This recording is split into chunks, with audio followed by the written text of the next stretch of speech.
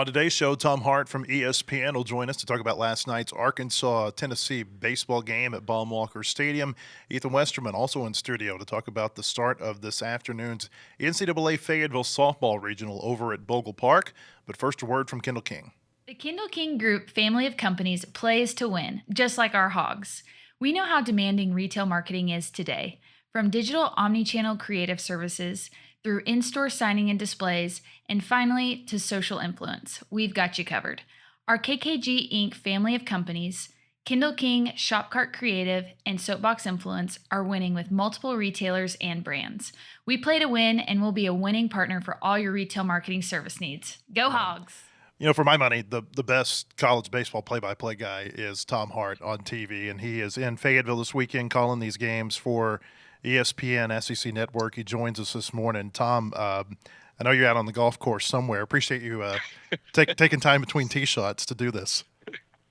I'm happy to join you. Thanks so much for having me. I'm sorry I'm not holed up in my hotel room and can't give it 100% focus like it deserves. I was going to say, if you were here in your hotel, I was going to have you come down to the studio like you do at Texags over in College Station. But maybe next time. Hey, what did you think of the game last night? It was about what I expected. I think the biggest surprise for me was the fact that, and this is kind of from a Tennessee perspective, so I apologize, but Marcus Phillips had been atrocious at holding runners on. Mm-hmm. And the leap that he made from last week to this week was nothing short of astounding. Now, excuse me, it didn't really play into Arkansas's game plan as well as it did Vanderbilt's last week because, you know, as we know, Arkansas is not a hyper running team like Oklahoma or Vanderbilt or Kentucky. But I thought his ability to control the run game was a big part of it. And I think Tennessee's a really talented team that they're 20-0 start. They're the last team to lose a game in college baseball this year. I think that masks a lot of inefficiencies because they're not the same team that we've seen the last few years. The home run totals may suggest otherwise, but I'm still not sold on that. But yeah, I mean, it felt like I know it was Thursday, but it felt like a Friday night in the SEC. Really well pitched. You know, Tennessee, they're the reigning national champions. They've still got players on that team, obviously, who were on that team. It just felt like last night there was a response from Tennessee that looked like a championship team. Yeah, I agree with that, and I think that's a great way to summarize it. They are, and everybody knows who their head coach is, they are hyper-competitive, and they follow his lead. And there's nothing wrong with that. They've had some inefficiencies this year, and we saw it a couple times from a fielding perspective. I mean, Arkansas is an elite fielding team. Tennessee is certainly not. But they kind of found a way to battle through their mistakes last night. And I think that is about competition and being a team that knows how to compete. You don't win a national title if you don't have that culture and know how to be competitive day in and day out. You mentioned Phillips, and obviously, he was aware of the run game last night. What did you guys count, like 21, 22 pickoff throws with him? Yeah, Kyle Peterson had 20 at one point. He's officially in charge of counting those. I lay out. And I think he ended up with 21. Now, I had his game last week against Vanderbilt, and he picked maybe a third as many times. And two of those times where he tried to do so, he threw it away and gave up extra bases. I mean, last week, Vanderbilt against Marcus Phillips, the first batter of the game, was hit by a pitch, stole second, stole third. And they were off and running. And I think they ended up with 10 bags on the night, and they're successful in the first 8 attempts against Phillips. It has been a real problem. So it feels like he fixed it. And I think you could say this about any team's number 2 in the SEC. We all know what aces are capable of. They've earned that spot in the rotation. If you're a Friday night guy in the SEC, you're probably a first rounder, give or take. Postseason success, in my mind, usually hinges on the ability of your number 2 starter to rise to the occasion and pitch almost like an ace. Like he's got to be dependable. And I think that's what, he took a big step forward in that regard last night. Well, we'll just say the SEC because the SEC is at the top of college baseball. But the top of the SEC this year, Tom, has been so hard to figure out. Yeah, I mean, Arkansas, I really can't get a feel for how I feel about this team. They come out of LSU, and I'm thinking, okay, they played 2 of 3 pretty good against LSU. And then they turn around. I didn't think they played real well last night. I know they had a lot of hits, but it just never felt like they were really in control of that game. Then you look at what happened with LSU, losing to South Carolina. I thought LSU would go to South Carolina and sweep based on the way those two teams have been playing. It just feels like the top of college baseball this year is as hard to get a read on as I can ever remember. I agree with you, and I think the reason for that is because of the elite play within this league alone. Yes, Oregon State has been in the top 10. Oregon had a big win last night. They're 5th in the country. And there's some ACC teams scattered. But to me, it's kind of like SEC football. You are battling every week. Missouri and South Carolina. A winnable game or even good teams can win on bad nights. And that's always been the case in this year. I don't think that's the case anymore because unless you're facing one of those 3 bad teams, and I reluctantly put A&M in the category, you can't survive with an off night. You have to play at your best each and every night to win. Where are we playing golf today? We're at a little course called Fayetteville Country Club. It's very nice. Will Roth is our host today. Okay. A great representative for the University of Arkansas.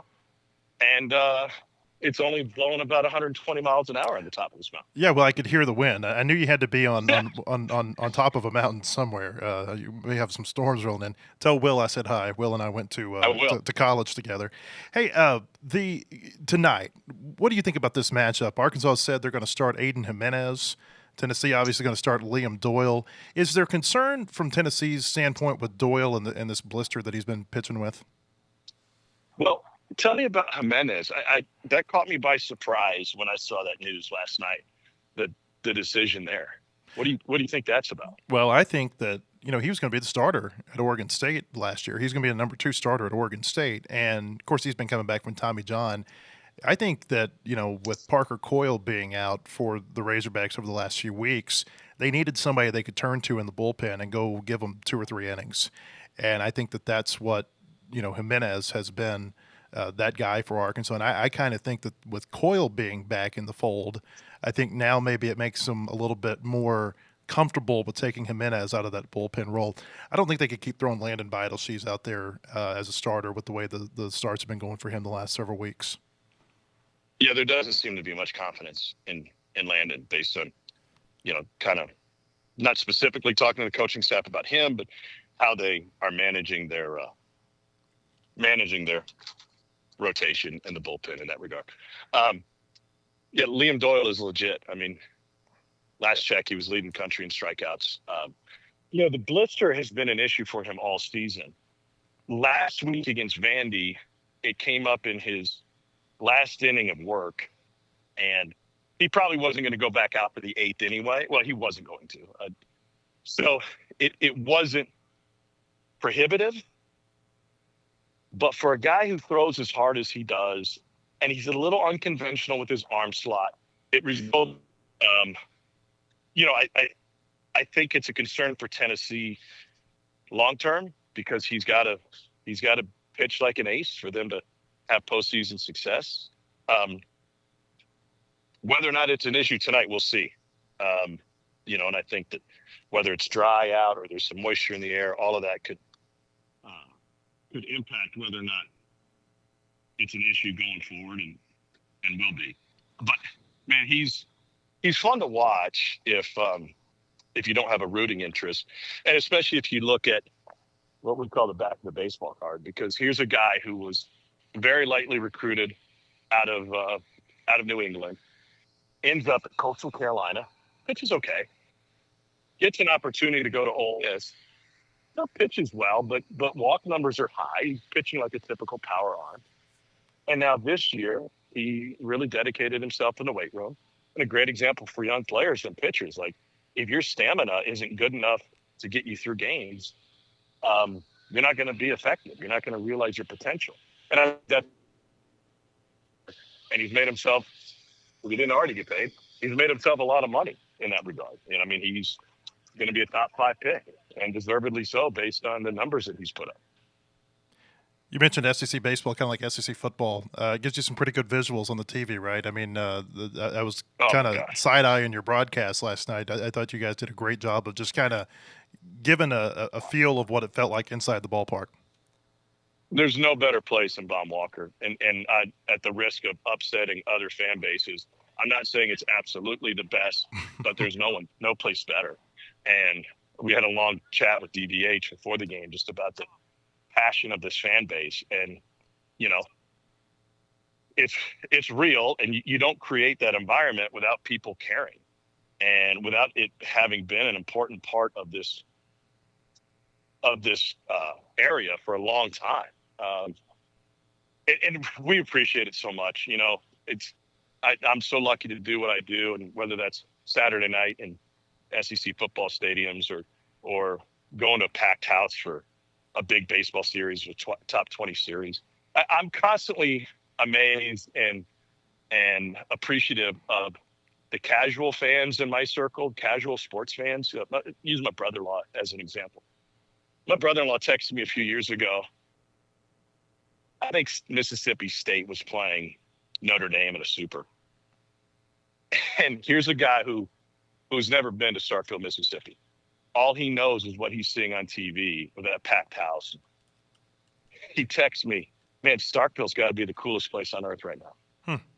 And I don't know that sentence had ever been uttered, right? Respectfully.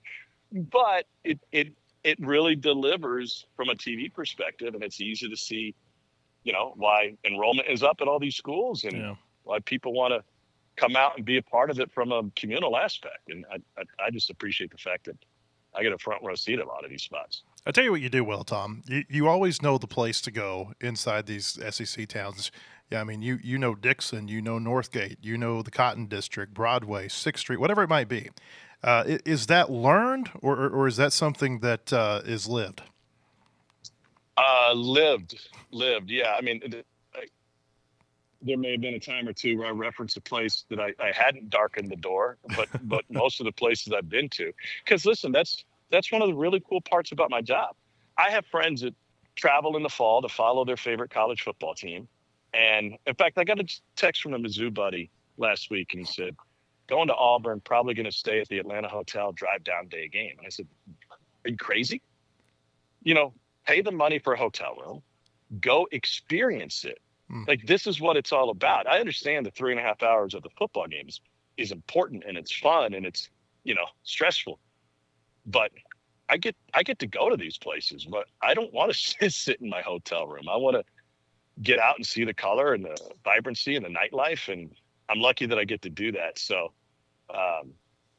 and by the way, you run into great people when you do that. You know what I mean? Like, you learn what makes a community tick. You learn what they're passionate about, what they care about in the moment. And I think that's important for us to be familiar with, because sometimes, and Chris Burke and I were just talking about this, sometimes in whatever you do for a living, you can get caught in a bubble and only think about your own perspective. And I think it's important, no matter what you're doing, to take in other perspectives and to see it through other people's eyes. Tom, you do a great job. Hopefully you'll give us your golf result tonight on the broadcast.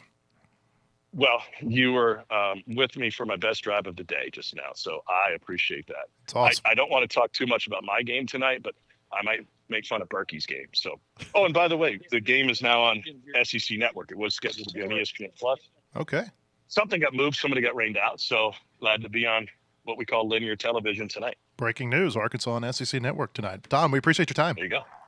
At any time. Thanks for having me. All right, we'll see you later. Tom Hart of ESPN. When we come back, Ethan Westerman's going to be in studio. We'll talk Razorback baseball some more and Razorback softball. But first, a word from Kendall King. At Kendall King, we're proud of over 4 decades of design. We're continuing the legacy of great creative design by combining our brands of Kendall King, Soapbox, and Shopcart. Together, these brands represent a new focus in marketing design, with individual attention to specific areas. Through our design expertise supported by a team of talented professionals, we showcase our best. We are Kindle King, we are Soapbox, we are Shopcart, we are design.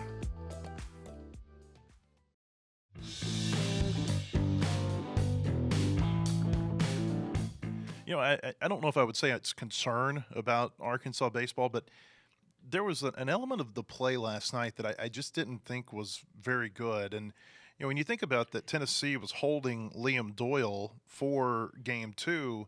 Bubba and I talked about this yesterday on the show, that last night felt like I don't know if I'd say must win, but it was a need to win. It was you put yourself in good position if you can win that game, because now you got to face the SEC's best pitcher, arguably, tonight with Tennessee with a 1-0 lead in the series. Doesn't mean Arkansas can't win, but certainly they put themselves behind the 8 ball. I thought the most disappointing aspect of last night's game, Ethan, was that Zach Root, who 2 weeks ago on the same mound threw 8 shutout innings, 11 strikeouts against Texas, and then last week he had a pretty good outing down in Baton Rouge. He reverted back to the Zach Root that we saw, I think, too often in the middle of SEC play, where it's going okay for him, and then there is this inning that he just can't get out of. And Tennessee is a good lineup. They've got a lot to do with this. But as the number one starter, you've got to be able to limit these 30-plus pitch innings. Last night he throws 31 pitches in the first 3 innings. And then the 4th inning comes along, a 37-pitch inning, and he only records 2 outs. You've got to be able to not get yourself into those kinds of jams. And we've just seen it too often this year from a pitcher who, A, we know he's got good stuff because we've seen him show it, and B, you're the number one guy. If you set the tone for the weekend as the number one, the fact that he's having these types of struggles this late in the season, and the fact that it's happened, multiple times, that's a concern. Yeah, and I mean, I think that anybody would say starting pitching is like what care. Like at this time of year, like you have to have good starting pitching, and I think that's what's concerning. Is if you're not getting that right now, you can't hold your breath that you're gonna get it. If that makes sense, like we're this far into the year, so yeah, it's not ideal to more than double your your previous pitch count in 1 inning.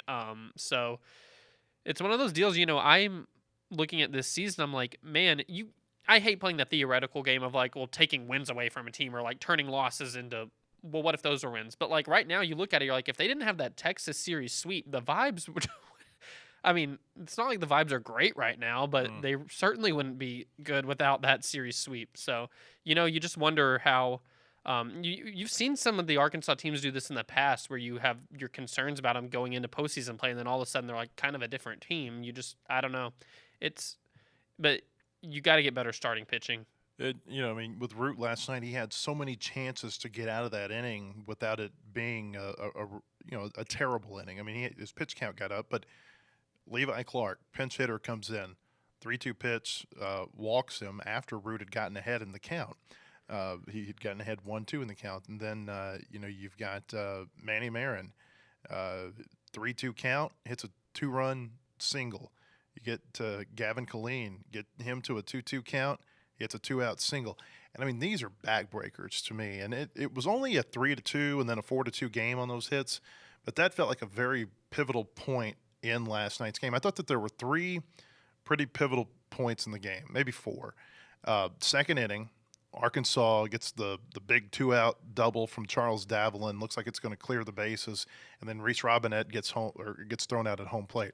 I'm not convinced he was out. I just don't think they had a good replay, a good enough replay view to overrule what had been called on the field. So instead of 3-1, it's 2-1 there.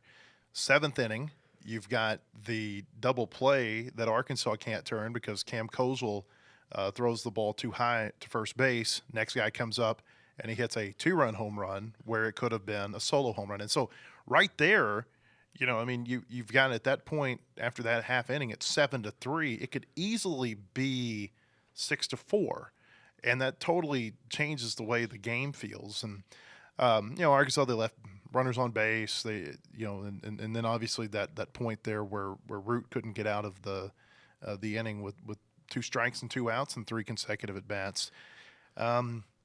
Tennessee outplayed Arkansas, and that's the bottom line. And now Arkansas, they gotta reach down deep and find something tonight to be able to even this series and get it to 2-1 tomorrow, because that SEC race, it's over at the top. Texas won the title last night. I don't know. Did you see how LSU lost? I did not. Well, they lost to South Carolina, which I did see they lost. It's bad enough in the first place. LSU, they got this incredible play from Bear Jones at first base to snag what looked like was going to be the game-winning hit. And so now they got runners on the corners with 2 outs. South Carolina does. Intentionally walk a batter from South Carolina, and then LSU with their best closer, Zach Cohen, on the mound, throws a wild pitch with the bases loaded, and South Carolina wins it. And so with LSU losing and Arkansas losing and Texas beating Oklahoma, Texas won the SEC outright. But that battle for the top, for seeds 2, 3, and 4 in Hoover, with the results here and the results elsewhere last night, some teams winning, that got a lot tighter. And now Arkansas, if they want that double bye in Hoover, they've got to play well the rest of this weekend. Yeah, and I mean, that's what's, like you said, with how yesterday kind of felt like, nothing right now, until you get into postseason play and your season is on the line, nothing is a must-win. I kind of hate, or unless you're like a bubble team and that, you got to win a game. But, like, for a team like Arkansas that knows they're going to be in the tournament, I hate saying, like, must win, but, like, yesterday's game, because of what you said about trying to get that double bye, kind of felt like, because now you go into today, like you said, facing Doyle, and I don't think anybody truthfully, like, feels great about Arkansas's odds today against him, but maybe they'll surprise. But still, it is one of those deals where I feel like yesterday was kind of it's not a must win, but sure would help if you did type of win. And I don't know. It's just I kind of was off and on watching the game while doing some softball preview stuff, and I just felt like, there were a lot of unlucky breaks for Arkansas in that game. I mean, I saw this thing that something was ruled a catch that just wasn't. That was actually a break for Arkansas, because had Jeff Head, the second base umpire, had he ruled that correctly, which was that the shortstop, Antigua, did not catch it, Arkansas gets doubled up there, because what happens is this hot shot right at the shortstop.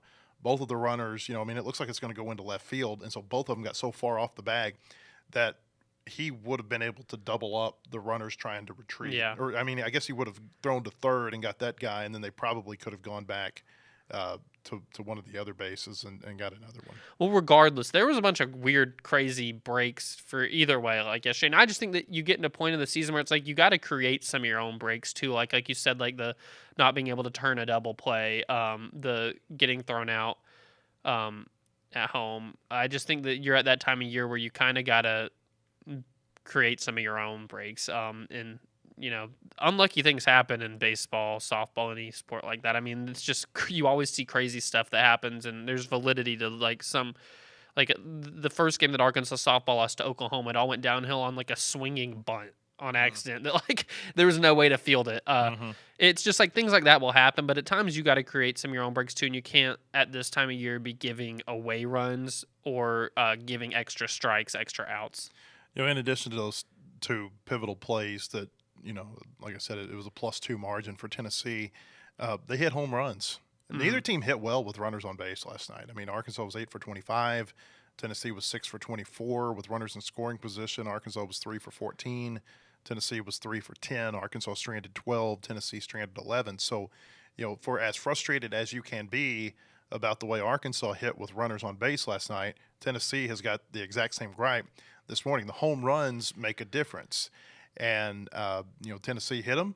Arkansas didn't hit one. I think it's the 3rd game in a row Arkansas hasn't hit a home run, which is kind of surprising. And the other thing I noticed about Arkansas, there were too many times last night where the rally began with 2 outs. And that makes it really it's hard to string together 3 or 4 guys getting on base in a row with 2 outs. They got to be able to find a way to start those rallies earlier in the innings. Yeah, and I mean, that's because 2-out rallies are great. All coaches love them because it shows that you're staying alive. But like, if that's how they always start, you're not giving yourself much room to, like with 2 outs, a sac fly deep in center field doesn't do anything for you. Like, yeah, the inning's over. Like, I don't know. It's just, if you can get stuff started early in an inning, I mean, this is just baseball knowledge, but like, it's better to get your offense going with no outs or 1 out. I thought Tony Vitello managed the game really well last night, bringing in left-handers against left-handers. 1 out, we're going to move to the right-hander. He gets 1 out, and it was, it was not beautifully pitched by any stretch of the imagination, but some of those relievers who were brought in and they knew that, hey, you got this guy. They did a good job last night. And like I said, Tennessee, they outplayed Arkansas. I thought it just felt like there was a lot of, maybe I'm wrong about this, but it just felt like there was a lot of nervous energy in the ballpark last night. Like, I don't know. It was a weird feeling. I don't know how to explain it. Yeah, and the thing is, they've been pretty good at home this year too. So it's 30-4. Yeah, if you're an Arkansas fan, you hope that it's just a one-off night type deal, and they come back today and they look like, the team that they were against Texas the last time they were at home. Well, here's the thing on Doyle. No pitcher is invincible. He's had some outings this year where it didn't go so good for him. I think he gave up 6 runs against Alabama, 5 runs against South Carolina. Both of those were on the road. If you look at his numbers this year, he's been much better in Knoxville than he has been on the road. But what he gives them, it feels like every outing, is it gives them length. I mean, you look over the last several weeks, take the Auburn weekend out of the equation because they mismanaged that totally with the rain. But against Vanderbilt last week, he gave them 7. Against LSU, 3 weeks ago, gave them 6 2/3. Against Kentucky, 7. At Ole Miss, 8 1/3. Against A&M, 6 innings. I mean, he has been really good about going deep into games. The concern, if there is one for him this week, is this blister that he's been pitching with. Because that he's been pitching through it, which a lot of times when you see a pitcher have a blister, they come out of the game and they're going to get that thing taken care of. The fact that he's pitching through it and it's throwing bloody baseballs to the mound or to the plate, that's different about him. But I'm interested to see how this blister thing goes, because I think that, as much as keeping him on his normal rest pattern, is one of the reasons why he was held for Game 2. Yeah, and the way it's all shaken out, though. You talked about nervous energy in the ballpark, and anytime you have a guy like him who's as talented as that, like, I think there's going to be nervous energy to start off, at least by fans. Like, but I think that Arkansas, you can, like you said, no pitcher's invincible. If you attack a guy like that early and create some momentum early, that's how you get that nervous energy out of the ballpark and kind of put yesterday behind you. I guess it was today for you. Oh my gosh, I don't even know where I am right now. I'm so tired after all of that last night. One thing Arkansas has done a good job of the last few weeks is that against the opposing team's ace, whether it be Liam Peterson at Florida or Ruger Riojas at Texas, or last week with Cade Anderson at LSU, is that they've gotten their pitch count up, but they haven't been able against any of those 3 to deliver that knockout blow. And so that's what I'm looking for tonight. Are they able to get – I don't have any doubt they're going to be able to work Doyle's pitch count. I would be very surprised if they're not. But are they able to deliver that knockout blow? They were able to against Riojas. I should go back and say that. They were able to against him. But against Liam Peterson and against Cade Anderson, they just couldn't – they couldn't get him out of the game. Yeah, and you got to do that at some point where you got to – yeah – it's such a defeating thing if somebody's number one guy, you see him get a knockout blow delivered. I think it just changes the whole morale of the opposing team, for the rest of the game, because that's their guy. Arkansas is going to throw Aiden Jimenez tonight. I've been waiting for him to get into the starting rotation. I kind of think that maybe the reason he hasn't been a starter was because he was so valuable to them in the bullpen, that he was the guy when Parker Coyle went out that you went to get you 2 or 3 innings in a really critical moment. And now that Coyle is back, I wonder if that makes it a little bit easier for them to say, okay, let's see what you got. Jimenez was going to be the number 2 starter last year at Oregon State behind Aiden May, and Aiden May was a heck of a pitcher. Oregon State, obviously a great program, had the Tommy John surgery, been used only in relief this year. So we're going to see him in a starting role tonight, a very difficult starting role, a game Arkansas needs to win if it wants to win the series. And obviously he's going to be having to have his best stuff because who's on the other side for Tennessee. So Aiden Jimenez and Liam Doyle tonight, Baum Walker Stadium, 6:30 first pitch. The game's going to be streamed on SEC Network Plus. Want to tell you can get the latest on Razorback Sports at wholehogsports.com. Most in-depth source for all Arkansas sports, analysis, latest in recruiting, unique stories on all your favorite teams. Subscribe today at wholehogsports.com. I want to tell you, too, about our friends at Bentonville Glass. They've been serving their community since 1971. Committed, professional, versatile. If you're looking for a quality leader in Northwest Arkansas or looking for skilled craftsmanship, look no further than Bentonville Glass for all your glass market needs with the highest quality products. You can come by and see them at 507 South Main in Bentonville or online at bentonvilleglass.com. Razorback Softball Regional begins this afternoon over at Bogle Park. First game is going to be at 3 o'clock, am I right? Oklahoma State and Indiana. And then the game that everybody's going to be there for tonight, Razorbacks hosting St. Louis with a first pitch scheduled for 5:30. Yep. It's crazy that it's already here. I mean, I feel like I say that every single year, but it does sneak up on you, especially, you know, with kind of the way that baseball and softball are staggered. You know, I traditionally you think of postseason play and your mind gets taken to June right away, and it starts, you know, in May, and for softball it's mid-May, and it's just crazy that it's already here.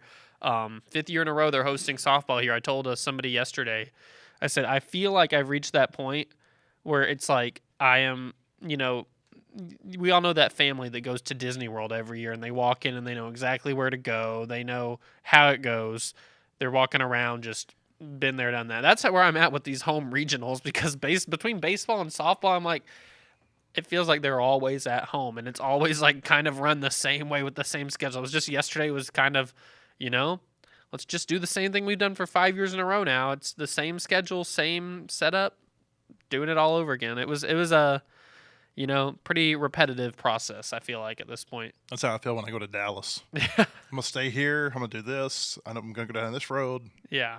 And let me tell you, I love these home softball regionals as somebody who is not doing, I feel bad for the event management people, because there's a lot that goes into making sure that things are going right. I'm just one going around going to the things. You get your steps in at these too, let me tell you. Like, my Apple Watch is so pleased with me because I'm walking from the press box to the field to the press conference area to the practice basketball facility where they do interviews. I mean, it's a lot of walking, but it's here. I'm excited. It's a pretty intriguing regional. I think most people would agree that it's one of the most intriguing regionals in the nation.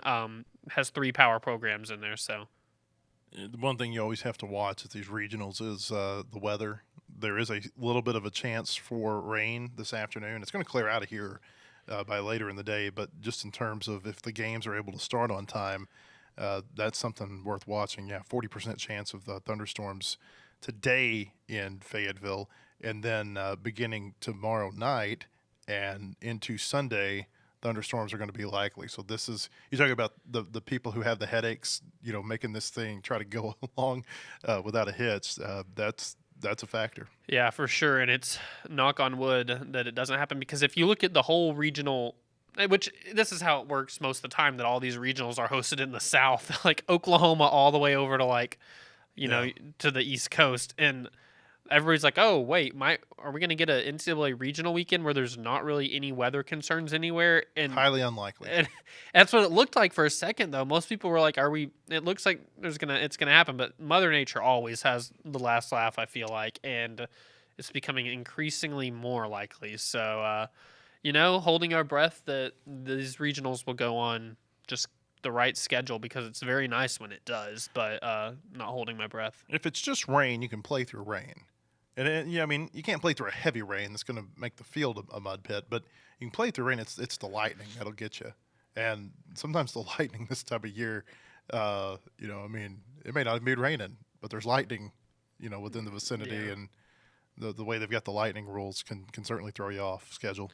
For sure. I will say softball, it's much better to have this type of issue than baseball, because it's not the same warm-up for pitchers. Right. I mean, like, if you're going to throw somebody and they were already out there throwing an inning and then you're in a delay, they're going to go back out there in a few hours. Like, it's not where your day is toast. But I will say it's going to be one of those weekends that I do think pitching is going to be, like, you could probably say this for any regional, but this is going to be certainly which team pitches the best, in my opinion. Really, the game to watch today, I think, is Oklahoma State and Indiana. You got Oklahoma State with their stud pitcher on the mound, All-America type, and then Indiana's the best hitting team in the country statistically. Yeah, that's one of the more intriguing games, I think, of today's entire schedule. I mean, like, you look at all the games in the nation, and I feel like Oklahoma State is one team roughing up their ace, Ruby Malin, away from like it derailing like how they can even handle a regional, because they just don't. They're either going to have her just pitch a flawless almost weekend, or one of their secondary pitchers step up and really put together a solid performance. And I feel like it's one thing to ask your ace in softball to carry you for the better part of 3 games because you won all 3. And I don't think she'd start all 3, but I think you'd see her certainly in all 3 starting too.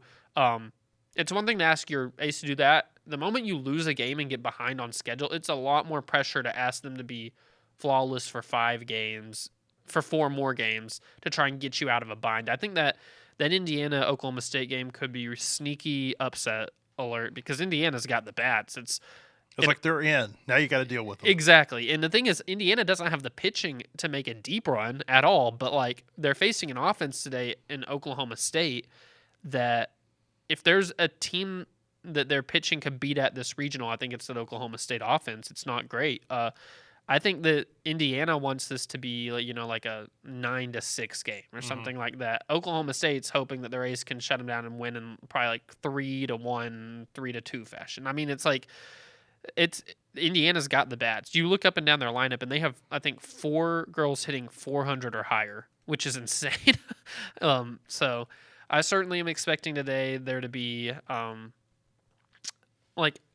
think in one of the 2 games, one of the higher teams is going to at least get a scare. I don't think you're going to have 2 blowouts today. I think Arkansas is better suited to have the blowout today, to be honest. But I just don't think that you look at today's games and one of the lower seeds can't make things interesting. Arkansas, what's the key to beating St. Louis? Well, they have one really good hitter, Abby Mallow, who has like 19 home runs and 80 RBI, second in Division I in RBI. But other than that, you look at their lineup, they have Natalie Sullivan's pretty good too. Her average is up. I think she has 5 triples. But those 2 are kind of the biggest threats. You just got to kind of handle the rest of the lineup. And then they have 2 pitchers that are pretty solid. But, I mean, it's one thing to have solid numbers against A10 teams, and it's another to, what would their ERA be playing in the SEC? I think Arkansas's hitters just got to be ready to kind of bash the ball, to be honest. I think that's how you squeeze the life out of a team like this early. You talk about attacking starting pitching. When we talked about that baseball earlier, Arkansas, whenever they played LSU in the last regular season finale series, Sydney Brazon, the LSU ace, she's an All-American. Arkansas got up 8-0 in the first inning against an All-American, and that just set the tone for the rest of that game. I think that they've got to have something today where they don't wait till the 3rd or 4th inning to get things going. I think they need to get going 1st or 2nd inning, make life really stressful for St. Louis pretty quickly into the game. I think Arkansas has the pitching that they should be able to really limit this team. It's just, are the bats going to wake up and be there, which they have been all year. So. Big weekend for us here at our website. Of course, baseball with Tennessee. You got the regional. You got SEC outdoor track and field going on this weekend. Christina Long reported on day 1. You can read about that on our website right now. Nice night for the Razorback women on day 1. They got 16 points in the women's 10,000 last night. Hope that you'll come to our website throughout the weekend, wholehogsports.com. When we come back Monday, Bubba Carpenter will be in studio. We'll talk about the Arkansas-Tennessee series, and by then we'll know what Arkansas's path looks like in Hoover next week. Hope that you have a great weekend. Hope to see you Monday.